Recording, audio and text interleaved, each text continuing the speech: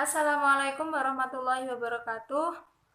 Kami dari kelompok 3A bawah akan mempresentasikan hasil perhitungan dari soal yang sudah ditugaskan.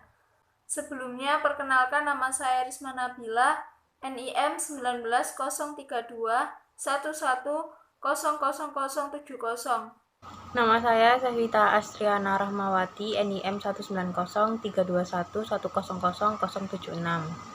Perkenalkan, nama saya Fema Almaida Rizky, NIM 1903111000079.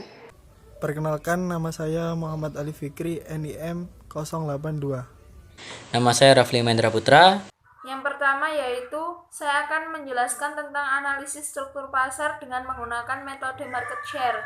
Di mana metode market share ini yaitu sebuah pangsa pasar yang bisa diartikan sebagai bagian dari suatu pasar yang dipimpin oleh suatu perusahaan dengan semua potensi jualnya. Biasanya market share ini disebutkan dalam bentuk persentase.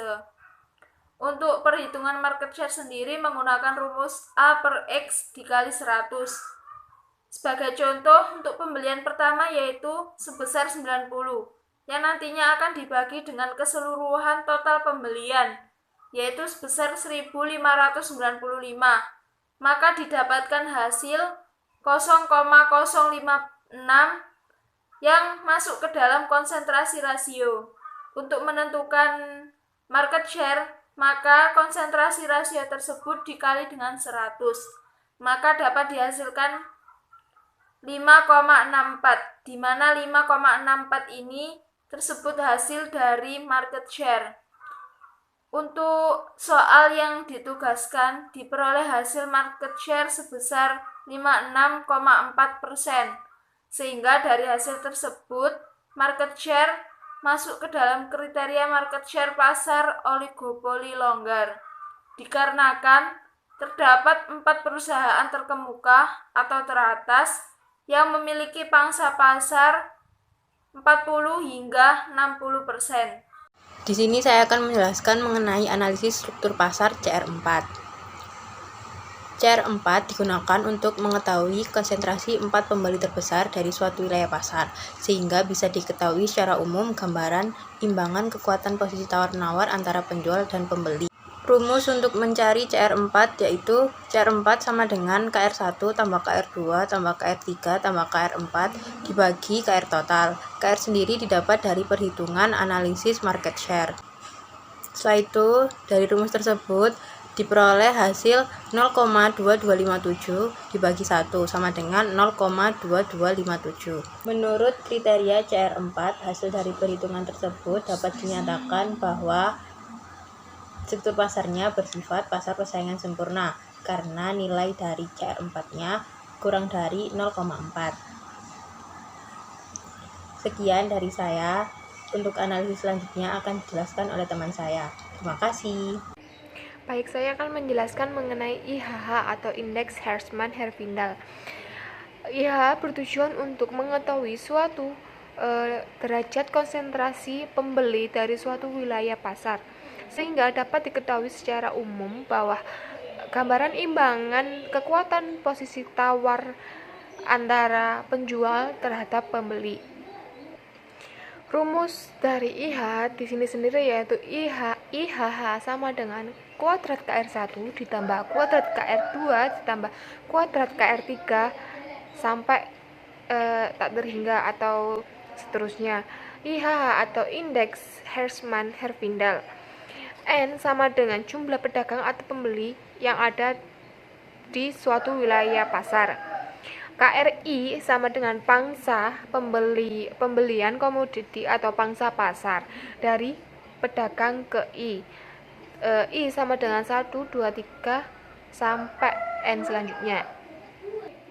Untuk mencari IHH, maka konsentrasi rasio atau KR harus dikuadratkan terlebih dahulu. KR pertama yaitu 0,056 jika dikuadratkan akan menjadi 0,0032 hingga sampai nomor 20 yaitu 0,044 jika dikuadratkan akan menjadi 0,0019 dan jika semua ditotal akan menjadi 0,0504. Maka dapat diketahui kriteria IHH yaitu 0 kurang dari 0,0504 kurang dari 1, yaitu yang mengarah ke oligopoli atau oligopsoni. Selanjutnya, saya akan menjelaskan mengenai analisis struktur pasar IR atau indeks Rosenbluth, di mana analisis ini digunakan untuk mengetahui tingkat konsentrasi lembaga pemasaran yang terlibat pada pemasaran suatu komoditi terhadap suatu wilayah. Langsung saja, yang pertama rumus dari IR sendiri yaitu R sama dengan 1/2 kali sigma kali I kali SI kurangi 1. Langsung saja ke pembahasan, yaitu yang pertama yaitu I.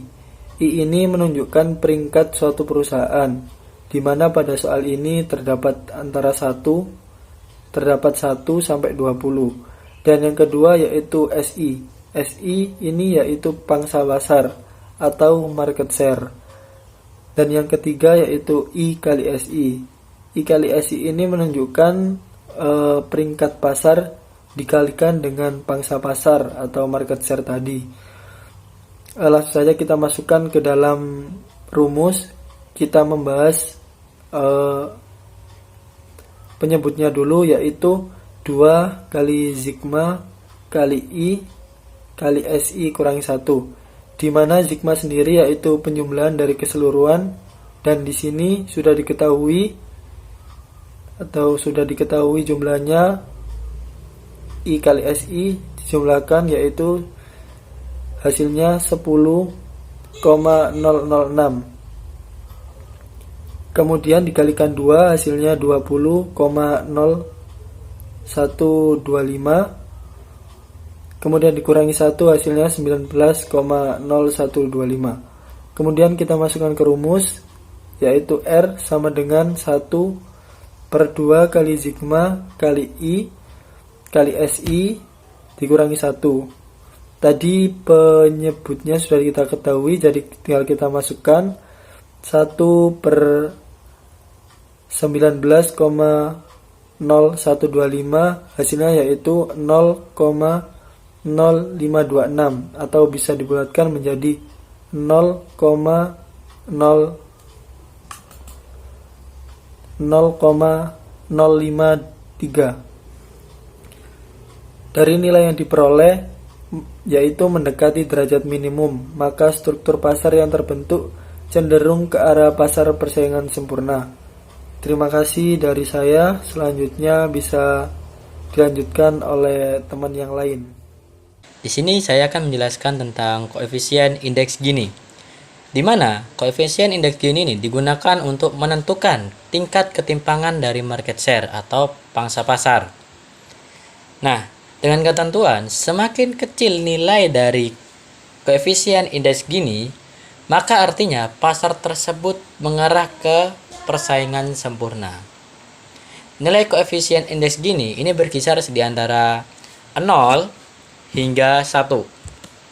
Nah, untuk menentukan koefisien indeks Gini, kita memiliki rumus. Yang pertama, indeks Gini sama dengan sigma I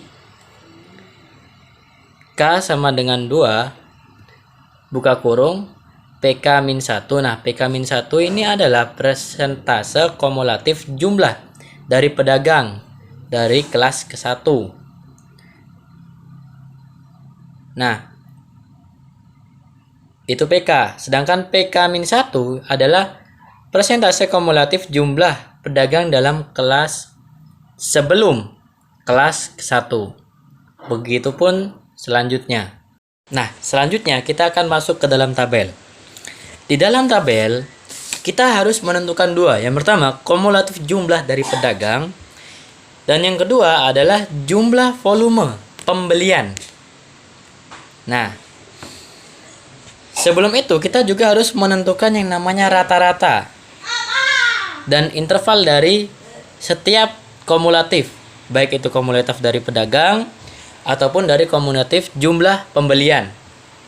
Nah, dari situ kita akan melihat contoh nih. rata-rata dari kumulatif pedagang. Nah, di sini itu tercantum 0,050 dari rata-rata kumulatif pedagang. Nah, kita juga harus menentukan intervalnya. Kita bagi yang ada di bawah dengan nilai di bawah 80. Yang pertama, yang kedua 80 kurang dari 90, dan yang ketiga adalah 90 ke atas. Nah, dari ketiga interval tersebut kita mendapatkan 3 pedagang. Pedagang A itu ada 8 orang. Pedagang B ada 8 orang juga. Pedagang C yaitu yang nilainya lebih dari 90 ada 4 orang. Nah, di sini kita harus menentukan absolut. Nah, rumus absolut adalah klasifikasi dari pedagang dibagi jumlah pedagang tersebut dan dikalikan 100. Nah, di sini ditemukan pedagang yang jumlahnya pedagang A dengan jumlah 8 memiliki absolut 80. Memiliki absolut 40. Dan pedagang B yang memiliki jumlah orang 8 orang sama memiliki absolut 80, yaitu klasifikasi pedagang dibagi jumlah pedagang dikalikan 100. Sedangkan yang lebih dari 90 yaitu 4 orang itu memiliki absolut dengan tingkat 100. Dengan tingkat 20. Berarti kalau dijumlahkan semuanya 100. Nah, untuk menentukan kumulatif dari klasifikasi pedagang menggunakan cara penjumlahan bertingkat. Artinya, misal kita turun ke bawah, berarti 40 dikalikan dengan ditambahkan dengan sebelahnya berarti ketemunya 80. Begitu seterusnya. Nah, untuk menentukan kapasitas pembelian sama, tidak jauh beda dengan cara menentukan dari rata-rata pedagang. Nah, selanjutnya kita memasukkan kepada rumus yang tadi yang telah kita bahas. Sehingga pada akhirnya kita mendapatkan nilai dengan 0,04. Artinya hasil ini dinyatakan market share dari ini dinyatakan mengalami ketimpangan ringan atau monopolistik. Sekian presentasi dari kelompok kami, kurang lebihnya kami mohon maaf. Terima kasih atas perhatiannya. Wassalamualaikum warahmatullahi wabarakatuh.